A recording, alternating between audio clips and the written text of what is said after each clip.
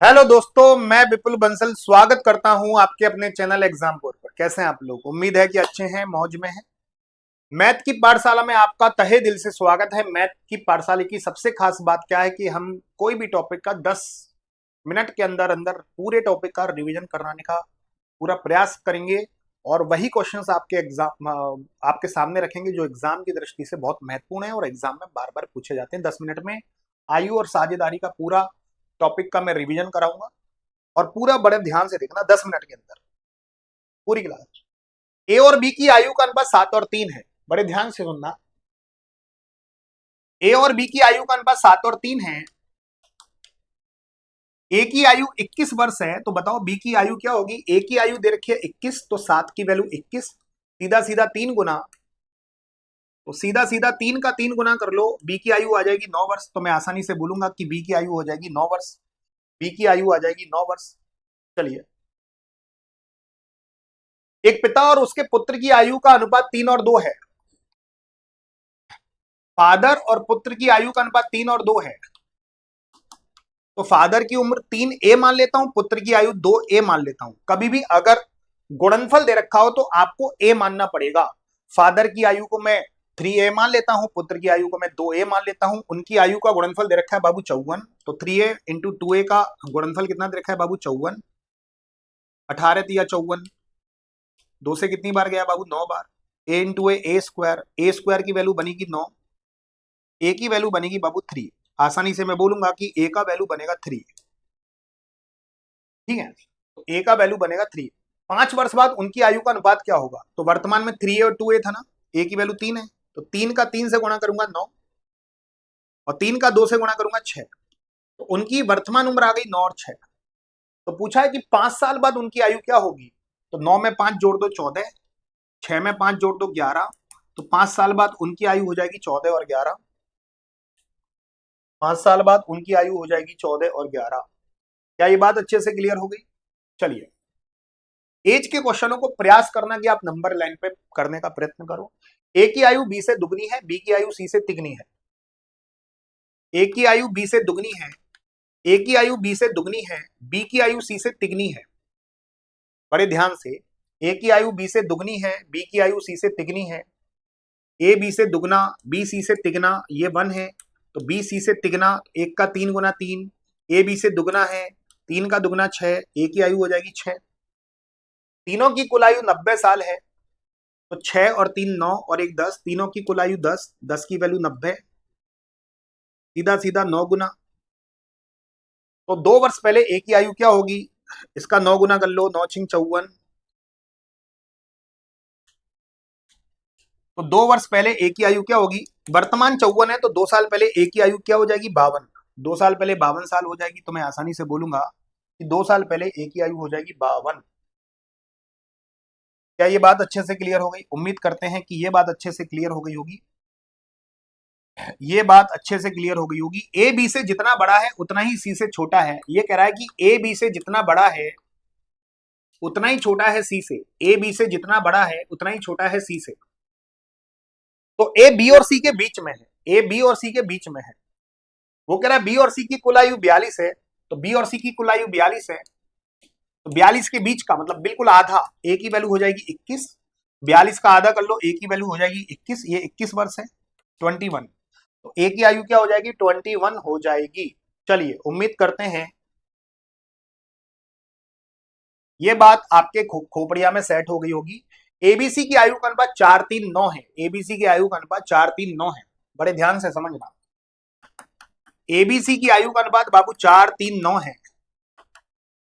3 साल पहले ए की आयु 25 साल थी, 3 साल पहले। यहां ए 25 साल का है, तो 25 में 3 को जोड़ दो, तो यहां पर ए की आयु हो जाएगी 28। 4 की वैल्यू 28, कितने गुना? 7 गुना। 4 का 7 गुना होता है 28। तो सी की आयु निकाल लो, ये 7 गुना, तो इसका 7 गुना कर लो, 9 7 63। तो सी की वर्तमान उम्र आ जाएगी 63। सी की वर्तमान उम्र नहीं पूछा है, 3 वर्ष पहले सी की आयु क्या होगी? तो 63 में 3 को घटा दो, 3 साल पहले सी की आयु हो जाएगी बाबू 60 साल।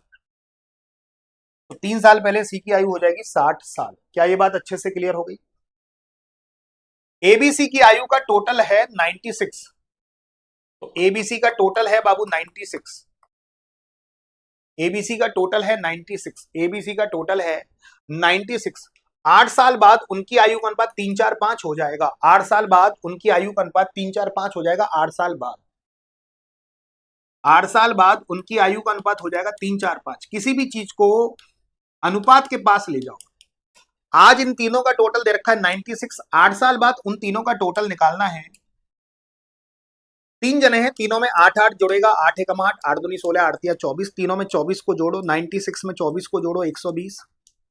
5 और 4 9 और 3 12, तीनों का टोटल 12। 12 की वैल्यू 120। कितने गुना बाबू? 10 गुना। तो बताओ ए की वर्तमान आयु क्या होगी? तो बाबू ये सीधा सीधा 10 गुना, 3 का 10 गुना हो जाएगा 30।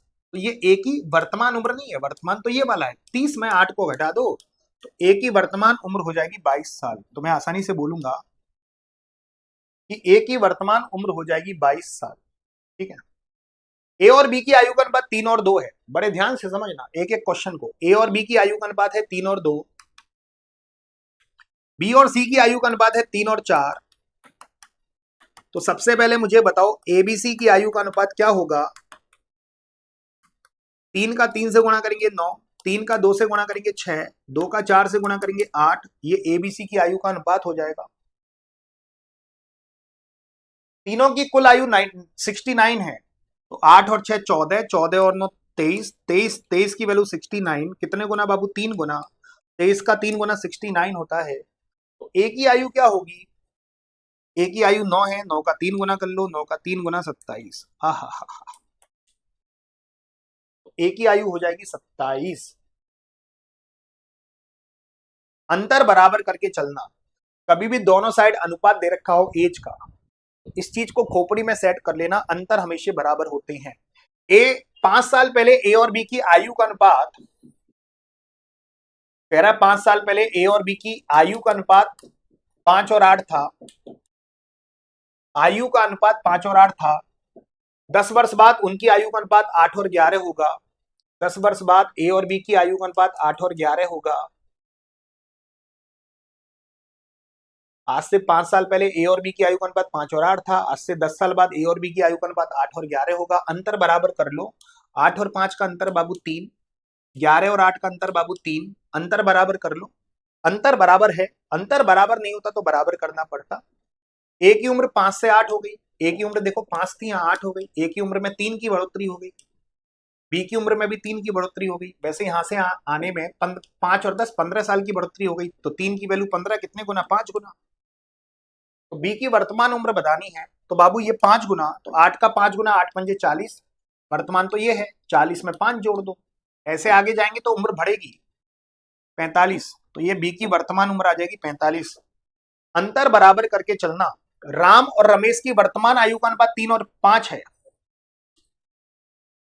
राम और रमेश, राम रमेश की वर्तमान उम्र का अनुपात 3 और 5 है। 10 वर्ष बाद उनकी आयु का अनुपात 4 और 5 हो जाएगा। 5 और 4 का अंतर 1, 5 और 3 का अंतर 2। अंतर बराबर करके चलो। अंतर बराबर करके चलो। 2 का गुणा करेंगे इसमें, 2 चौके 8, 2 पंजे 10। तो राम की उम्र 3 से 8 हो गई, 5 की बढ़ोतरी हो गई। रमेश की उम्र 5 से 10 हो गई, 5 की बढ़ोतरी, 5 की वैल्यू 10। कितने गुना? दुगना। रमेश की वर्तमान उम्र बाबू 5 की वैल्यू 10, तो इस 5 की वैल्यू भी 10 होगी। तो रमेश की वर्तमान उम्र हो जाएगी 10 वर्ष। ये सबसे ज्यादा क्वेश्चन पूछे जाते हैं जो अभी मैंने कराया है। सबसे ज्यादा आपके क्वेश्चन पूछे जाएंगे आपके एग्जाम में। कमला का विवाह 6 साल पहले हुआ। कमला का विवाह 6 साल पहले हुआ। कमला का विवाह 6 साल पहले हुआ, आज से 6 साल पहले हुआ। उसकी वर्तमान आयु उसके विवाह के समय की आयु का 5/4 है। 5/4 को मैं 5:4 लिख सकता हूं। उसकी वर्तमान उम्र 5, विवाह की समय आयु 4। उसकी वर्तमान 5, इसे बोलते हैं वर्तमान। विवाह के समय की आयु का अनुपात 4। उम्र कितनी बढ़ गई? 1 बढ़ गई। 4 से हो गई 5, 1 बढ़ गई। इस 1 की वैल्यू 6 के बराबर, 5 की वैल्यू 30 के बराबर, तो ये वैल्यू 30 वर्ष हो जाएगी। कमला की वर्तमान उम्र आ गई 30। कमला के पुत्र की आयु उसकी आयु का 1/10 है। ये कमला की उम्र आई है। कमला के पुत्र की आयु निकालनी है तो 1/10 करना पड़ेगा। 30 का 1/10, तो ये कमला के पुत्र की आयु आ जाएगी 3 वर्ष। कमला के पुत्र की आयु पूछा है 3 वर्ष निवेश और समय का गुणा करते हैं तो हमें प्रॉफिट का रेशो मिलता है पार्टनरशिप में। दिमाग में सेट कर लेना कि अगर मैं निवेश और समय का गुणा करूंगा तो हमें प्रॉफिट का रेशो मिलेगा। दो भागीदार ए और बी 15,000 और 18,000 की पूंजी के साथ एक व्यवसाय शुरू करते हैं। 3 जीरो से 3 जीरो खत्म। ए ने 15 रुपए लगाए, बी ने 18 रुपए लगाए। 3 पंजे 15, 3 छिंग 18। ये ए और बी के निवेश का अनुपात है, यही उनके प्रॉफिट का रेशो हो जाएगा। वर्ष के अंत में उन्हें 4400 का प्रॉफिट हुआ। 6 और 5 11, तो 11 की वैल्यू 4400, 11 चौक 44, कितने गुना? 400 गुना। तो इसका 400 गुना कर लो, 6 चौक 2400। बी का प्रॉफिट हो जाएगा 2400। बी का प्रॉफिट पूछा है 2400। चलो, ए ने 7200 रुपए और बी ने 9000 रुपए की पूंजी के साथ एक व्यापार शुरू किया। ए ने 7200 रुपए लगाए, वैसे 2 जीरो से 2 जीरो यहीं काट दो। वे 4 महीने और 5 महीने बाद व्यवसाय छोड़ देते हैं। उनका निवेश 4 महीने और 5 महीने का है। तो ए ने लगाए 72 4 महीने के लिए और बी ने लगाए 90 5 महीने के लिए। तो 18 चौक 72, 18 पंजे 90। 4 का 4 से गुणा करूंगा 16, 5 का 5 से गुणा करूंगा 25। ये उनके प्रॉफिट का रेशो आ जाएगा 16 और 25। तो उनके लाभ का अनुपात कितना हो जाएगा? 16 और 25। मैं आसानी से बोल सकता हूं उनके लाभ का अनुपात हो जाएगा 16 और 25। पी और क्यू ने बराबर पूंजी लगाकर एक व्यवसाय शुरू किया। बराबर बराबर पूंजी मतलब 1 और 1 के अनुपात में उन्होंने पूंजी लगाई। पी 4 महीने बाद उस व्यवसाय से बाहर निकल जाता है, तो पी का निवेश है 4 महीने का। वर्ष का क्यू का निवेश हो जाएगा 12 महीने का। 4 तिया 12, तो यहां पर वैल्यू बनेगी 1, यहां पर वैल्यू बनेगी 3। ये उनके प्रॉफिट का रेशो हो जाएगा। वर्ष के अंत में उन्हें 6400 रुपए का लाभ हुआ है, तो टोटल लाभ कितना हो जाएगा बाबू? 4। तो 4 की वैल्यू 6400, 16 चौका 64, 1600 का गुणा। पी का लाभ 1 का 1600 से गुणा करेंगे, पी का लाभ हो जाएगा 1600। तो मैं आसानी से बोल सकता हूं कि पी का लाभ हो जाएगा 1600। चलिए, सुनील और गोपाल 20,000 रुपए 9 महीने के लिए और 30,000 रुपए 12 महीनों के लिए निवेश करते हैं। 4 जीरो से 4 जीरो खत्म। 9 का 2 से गुणा करूंगा 18, 12 का 3 से गुणा करूंगा 36, 18 कम 18, 18 दूनी 36। ये उनके प्रॉफिट का रेशो हो गया। 60,000 के लाभ में सुनील का हिस्सा, सुनील पहला वाला है, तो टोटल लाभ हो जाएगा बाबू 3। 3 की वैल्यू 60,000, 20,000 का गुणा, तो एक में 20,000 का गुणा करेंगे तो सुनील का लाभ हो जाएगा 20,000। तो आप आसानी से बोल सकते हैं कि मेरे प्यारे साथियों, सुनील का लाभ हो जाएगा 20,000। क्या ये बात अच्छे से क्लियर हो गई? पी और क्यू लाभ का अनुपात 5 और 8 है। ध्यान से सुनना कि मैं निवेश और समय का गुणा करता हूं तो मुझे लाभ मिलता है। अगर निवेश का अनुपात निकालना है, समय को नीचे ले जाओ, तो लाभ में समय का भाग लगा दूं। अगर मैं लाभ में समय का भाग लगा दूंगा तो निवेश का रेशो मिल जाएगा। पी और क्यू के लाभ का अनुपात है 5 और 8। 5 और 8। उनके निवेश का अनुपात है 3 और 5। निवेश मतलब समय का अनुपात, समय का अनुपात है 3 और 5। 3 और 5 का भाग लगा दिया। 5 का 5 से गुणा करो 25 और 3 का 8 से गुणा करो 24। तो ये उनके निवेश का अनुपात आ जाएगा 25 और 24। तो यही पूछा है, उनके निवेश का अनुपात कितना हो जाएगा? 25। तो मैंने पूरा कोशिश करा है कि आपको 10 मिनट में वही क्वेश्चंस कराऊं जो एग्जाम में सबसे इंपॉर्टेंट है। तो दोस्तों, एक क्वेश्चन होमवर्क के लिए दे रहा हूं, लेकिन उससे पहले मैं बता देता हूं कि जिन भी साथियों ने हमारा महाभारत बैच नहीं लिया है, महाभारत प्रैक्टिस सेट बुक नहीं लिया है, 4 practice book set, Hindi, reasoning, math, GK, GS, 249 रुपए में आपके घर पहुंचेंगी। 5,000 से ज्यादा क्वेश्चन प्रैक्टिस सेट्स हैं, चैप्टर वाइज। मजा आ जाएगा, दिल खुश हो जाएगा। ये मंगा लेना फ्लिपकार्ट से, ठीक है। और मेरी 13 अप्रैल से एक बहुत बढ़िया सीरीज स्टार्ट हो रही है, शिकारी सीरीज। रोजाना 2 सेट। वैसे डेली मेरी 9 बजे क्लास लगती है। डेली 9 बजे वाली क्लास में जुड़िएगा। एग्जामपुर के यूट्यूब पर डेली 9 बजे क्लास, जिसमें प्रैक्टिस सेशन, धुआंधार तरीके से प्रैक्टिस सेशन कराता हूँ, मस्त तरीके से दिल खोल कर आपकी मैथ को इंप्रूव कराता हूँ, मैथ में नंबर बढ़ाता हूँ। टाइमर का गेम रहता है, कम सेकंड में मैथ के क्वेश्चंस को आप सॉल्व कर सकते हो अगर मेरी डेली आप क्लास लेते हो। 9 बजे वाली क्लास में डेली जुड़ना, ठीक है। और मेरे व्हाट्सएप चैनल से भी आप जुड़ सकते हो। व्हाट्सएप पे जाना, जहां पे हम स्टेटस देखते हैं, वहां पे नीचे कहीं ना कहीं लिख रहा होगा एक्सप्लोर या एक्सप्लोर मोर या डिस्कवर, सर्च कर लेना हमारा चैनल विपुल सर शिकारी मैथ। उस विपुल सर शिकारी मैथ से आप सब जुड़ जाना।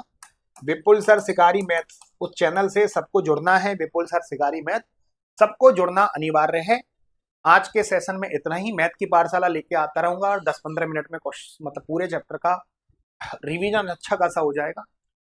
मेरे प्यारे साथियों, आज के लिए इतना काफी। मिलते हैं अगले सेशन में, तब तक के लिए धन्यवाद। Thank you, tata, bye bye.